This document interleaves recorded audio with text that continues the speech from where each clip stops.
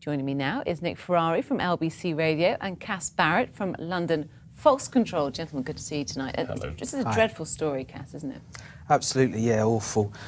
I have to say, though, it is very, very rare for this type of thing to happen in my experience. I've come across lots of people who've been intimidated by foxes. They've had them in their garden, they try to shoo them away. The fox will just stand there and look at them, stare them down, that type of thing. Same thing with dogs.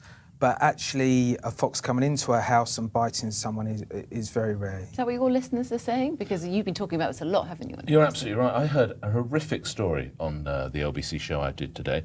A 17-year-old girl out jogging in Epsom, about this time of the evening, actually, a couple of months ago, just running along, and suddenly she is attacked. She thought it was a stray dog. In fact, it was a fox who actually bit on her leg, and she had to beat it off. And then she actually said it didn't run away. There was a sort of standoff for a few seconds, and then eventually it skulked off.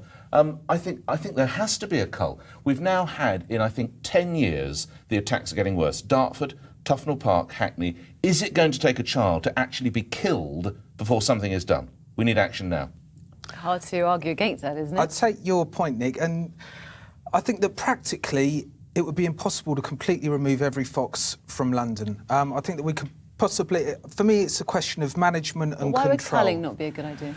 Well, a cull to try and get rid of every fox in London would pretty much be impossible. You can't use poison. Well, for one, it's illegal. For another, well, because of the risk to non-target species, you know, pets, cats and dogs. Trapping and shooting. What about trapping and shooting? Trapping and shooting you Let's can do. it. On our What's to streets, stop? would you be comfortable It's a with little that? bit tricky. No, I'd bring back a hunt. I live in South East London. I would ride to hounds. It would have to be a very big horse. I would ride to hounds on the Blackheath and Lewisham hunt tomorrow. I think it would be fantastic. Okay, A, can councils afford it? And B, it's our responsibility to put our rubbish away. And I mean, there's a lot of truth to that. This is in part our own making, absolutely, and people should be more responsible. Yeah, I mean, I think, do you remember, they have all sorts of other things. If one life can be saved, we should have speed cameras on every street corner. Listen, I'm telling you, if we don't sort this out, a little kiddie will be mauled to death. No question. If they weren't so pretty to look at, would we care so much, Cass?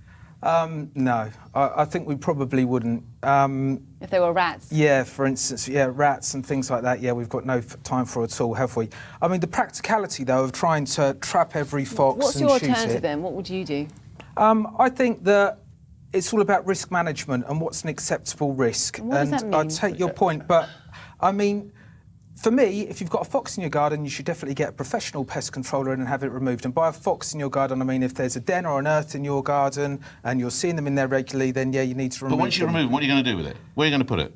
Well, remove them as put them out in the wild. They're homing. They might home. You could have homing foxes. To do that as well, Nick. It'd be illegal to do that. But what you can do is trap them and terminate them on site and remove the carcass. Oh, I see. We have to leave That's it there. industry standard. You guys carry on. Yeah. Nice to talk to you Okay, tonight. homing Thank you very foxes. much. It's a thought.